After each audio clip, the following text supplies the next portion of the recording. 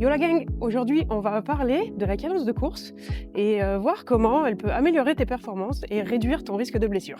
Alors déjà, on commence par le commencement. C'est quoi la cadence de course? La cadence de course, c'est le nombre de pas que tu fais par minute quand tu cours. Et la moyenne, ça se situe à 180 pas par minute, plus ou moins 10. Donc on va dire sur un range de 170 à 190 pas par minute. Et on le mesure en ppm pour les intimes, pas par minute. Une bonne cadence de course, ça peut vraiment t'aider à être plus performant et à réduire considérablement ton risque de blessure. Alors, pourquoi une cadence de course pas assez élevée, en bas de 170 pas par minute? C'est problématique, c'est parce qu'en fait, ça va faire que tu vas faire des foulées beaucoup plus longues et donc ça va augmenter l'impact sur tes articulations et ça va augmenter ton risque de blessure. Donc en fait, en ayant des foulées plus courtes, ce que tu vas faire, c'est que tu vas réduire les forces d'impact sur tes articulations et tu vas améliorer ton économie de course. Ok, cool. Fait que maintenant, si j'ai une cadence trop basse, comment je fais pour l'augmenter? Donc sans avoir à penser tout le temps dans ma tête, fais des petits pas, fais des petits pas, fais des petits pas.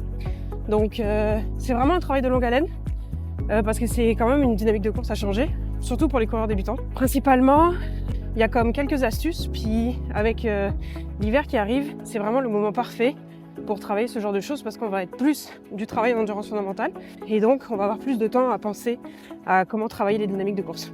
Première, c'est le métronome ou les playlists Spotify à 180 pas par minute, ou playlist Spotify ou toute autre plateforme. Il y en a plein là, vous tapez dans les barres de recherche playlist cadence de course et en fait vous essayez de courir au rythme de la musique. Deuxième astuce, se concentrer pour faire des foulées qui sont plus légères et plus rapides. Un des indicateurs sur lequel on peut se concentrer, c'est par exemple le bruit qu'on fait quand on court. Si ça fait boum, boum, boum à chaque fois qu'on pose le pied par terre, c'est pas ouf et ça donne un indicateur que probablement la cadence elle est trop faible. Et voilà, c'est pas mal tout pour la cadence. Si t'as des questions, shoot-les en commentaire, ça va me faire hyper plaisir d'y répondre. Et à très bientôt pour une nouvelle capsule de Coach Capu. Bye!